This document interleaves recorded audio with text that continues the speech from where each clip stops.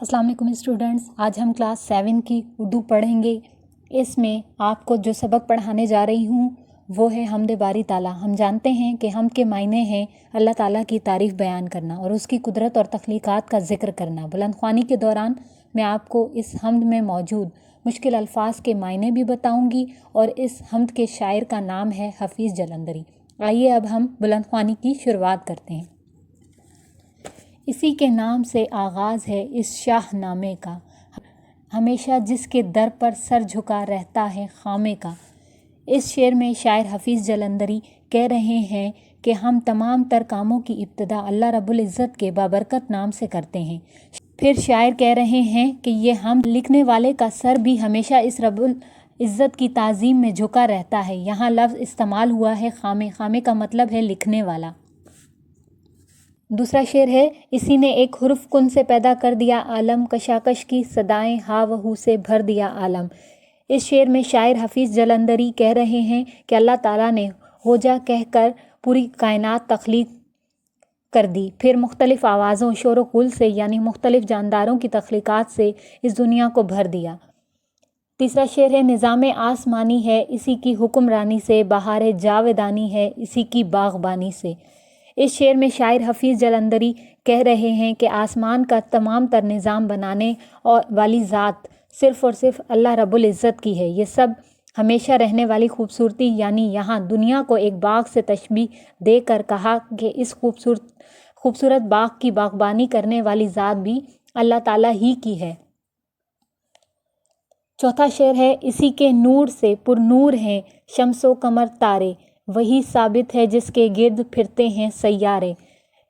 اس شعر میں شاعر کہہ رہے ہیں کہ جو سورج، چاند، ستارے تمام تر نور حاصل کرتے ہیں یعنی روشنی حاصل کرتے ہیں، وہ اسی ذات سے حاصل کر رہے ہیں، یعنی اللہ تعالیٰ سے۔ اسی کے گرد، اسی کی طاقت کی بدولت تمام تر سیاروں کی گردش ہے۔ پانچویں شعر ہے، زمین پر جلوہ آرا ہیں مظاہر اسی قدرت کے، بچھائے ہیں اسی داتا نے دسترخوان نعمت کے۔ اس شعر میں شاعر کہہ رہے ہیں کہ زمین پر ہر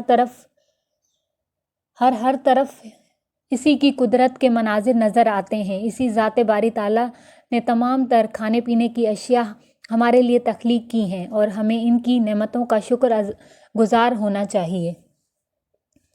اگلے شعر ہے، یہ سرد و گرم، خشک و تر، اجالا اور تاریکی، نظر آتی ہے سب میں شان اسی ایک ذات باری کی۔ اس شعر میں شاعر حفیظ جلندری کہہ رہے ہیں کہ یہ موسموں کی خوبصورتی، سردی، گرمی، خوشی، نمی، اجالا اور تاریکی، ہر ایک شے میں اسی ذات کی شان و قدرت نظر آتی ہے۔ اگلے شعر ہے، وہی ہے کائنات اور اس کی مخلوقات کا خالق، نباتات و جمادات، حیوانات کا خالق۔ اس شعر میں شاعر حفیظ جلندری کہہ رہے ہیں کہ اس پوری کائنات اور اس کی مخلوقات کو تخلیق کرنا صرف اللہ ہی کی قدرت ہے، پھر تمام تر درخت، پودے، جاندار اور غیر جاندار اسی کی تخلیق ہیں، اس کے بغیر یہ تخلیقات کسی کے دسترس میں نہیں۔ آخری شعر ہے، بشر کو فطرت اسلام پر پیدا کیا جس نے، محمد مصطفیٰ کے نام پر شیدا کیا جس نے۔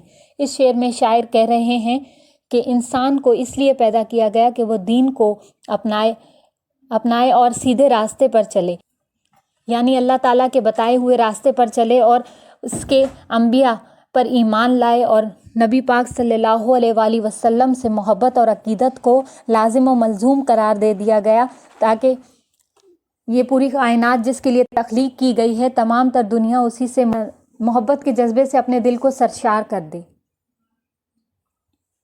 آغاز کے معنی ہیں شروعات، ابتدا۔ شاہنامہ ایسی کتاب جس میں بادشاہوں کا حال ہو۔ خامے، قلم باز لکھنے والا۔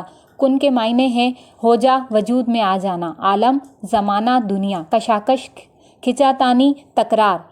صدائیں، آوازیں۔ ہنگامہ، ہا و ہو، ہنگامہ، غل، روکنا۔ ابدی، جاودانی، ابدی۔ جلوہ آرا کا مطلب ہے نظر آنا، مظاہر، ظاہر ہونے کی جگہ۔ داتا، دینے والا۔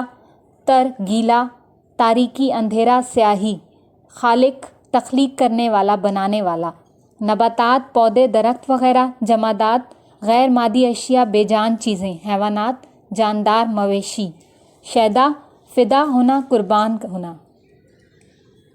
اچھا اسٹوڈنٹس، یہ ہم نے حمد باری تعالیٰ جو ہے یہ پڑھی۔ اس سبق میں جو بھی مشکل الفاظ آئے ان کے الفاظ کی معنی بھی میں نے آپ کو بتا دیے۔ آپ نے اس سبق کو اچھے سے پڑھنا ہے، پڑھنے کے بعد اس کی ایکسرسائز کرنی ہے، مشق کرنی ہے خود سے۔ انشاءاللہ اگلی کلاس میں آپ کو نیکسٹ چیپٹر کے بارے میں، نیکسٹ سبق کے بارے میں پڑھاؤں گی۔